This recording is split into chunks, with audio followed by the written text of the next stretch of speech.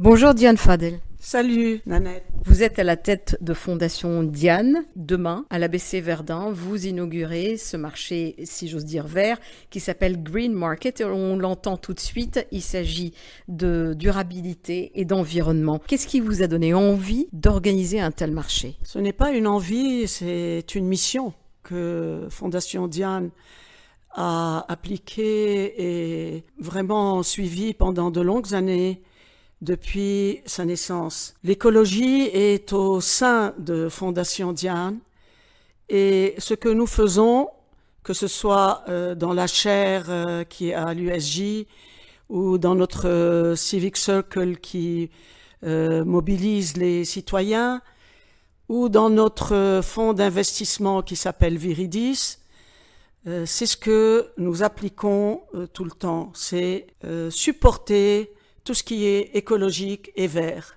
Et pratiquement, pour dire que nous sommes actifs dans ce sens, nous avons financé et suivi 14 startups dans leur création et dans leur opération commerciale et technique tout au long de leur courte vie.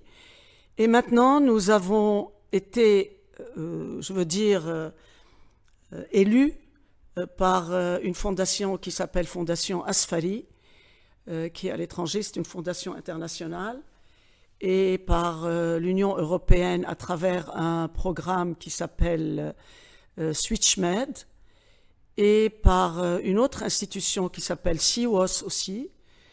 Nous avons été choisis pour faire ce Green Market. En quoi consiste ce Green Market?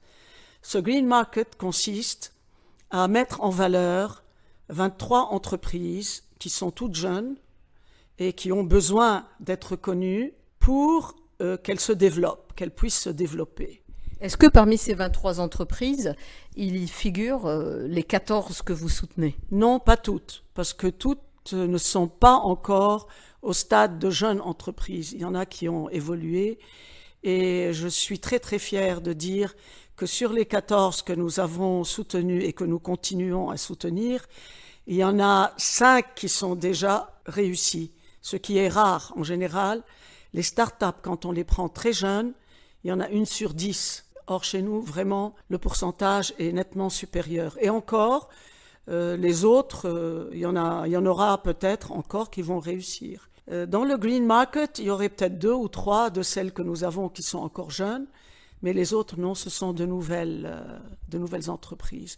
Et nous sommes ravis de faire leur connaissance en même temps que nous les promouvons, parce que ce serait peut-être une occasion, une opportunité pour eux d'être admis dans Fondation Diane en tant qu'entreprise verte soutenue par la Fondation financièrement et opérationnellement. Alors, ce marché réunit plusieurs secteurs justement de l'économie durable. Oui, je dois dire que vraiment l'écologie commence à se développer, le sens écologique commence à se développer au Liban parce que de plus en plus de secteurs sont touchés par cet aspect écologique, cet aspect circulaire, c'est-à-dire produire et en même temps utiliser les ressources et en même temps les préserver. C'est ce qu'on appelle l'économie circulaire.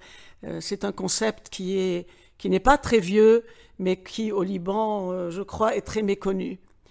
Vu la qualité du business que nous avons au Liban, il y en a très peu qui respectent vraiment l'environnement. Alors, on peut dire que quand même les jeunes font un effort. Il y a quelques entreprises qui s'y mettent activement, par manque de choix, souvent, mais c'est bien, hein, c'est les crises qui génèrent les opportunités.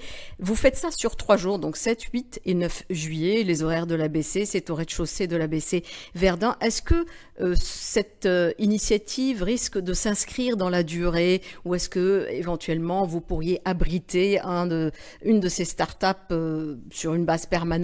Oui, certainement. Dans la durée, oui, certainement, parce que c'est la 3e fois que nous faisons le Green Market à ABC Verdun, justement, parce que c'est un endroit qui donne de la place à ce genre d'initiative. Et en plus, je dois vous dire que ABC, il faut la remercier parce que elle fait beaucoup d'efforts dans tout ce qui est écologie. Maintenant, dans la durée aussi, est-ce que certaines de ces entreprises vont finir dans Fondation Diane en tant qu'entreprise financée par Fondation Diane? Ça, c'est un chemin qui est beaucoup plus long parce que chaque fois qu'une entreprise demande notre aide, nous faisons ce que nous appelons en anglais due diligence, ce qui est une étude approfondie et un plan ce qu'on appelle un business plan aussi pour voir si cette entreprise peut survivre. Parce que nous ne voulons pas aider des gens qui risquent gros d'aller à l'échec. Ça ne serait pas bien. Quand nous acceptons une entreprise, c'est déjà un bon point pour l'entreprise. Et nous encourageons d'autres investisseurs à rentrer avec nous pour que vraiment l'idée que cette entreprise porte soit soutenue, et financièrement, et publiquement, et opérationnellement. On espère voir ces enseignes carrément implantées à l'ABC, et voire même ailleurs à l'avenir, avec votre soutien, bien entendu. Écoute, je voulais justement t'apprendre que nous avons maintenant 3 de nos startups, celles qui s'occupent de recyclage, qui ont beaucoup de succès, et elles sont même appelées dans les pays arabes à pratiquer leurs méthodes, parce qu'ils ont des méthodes qui sont particulières à eux.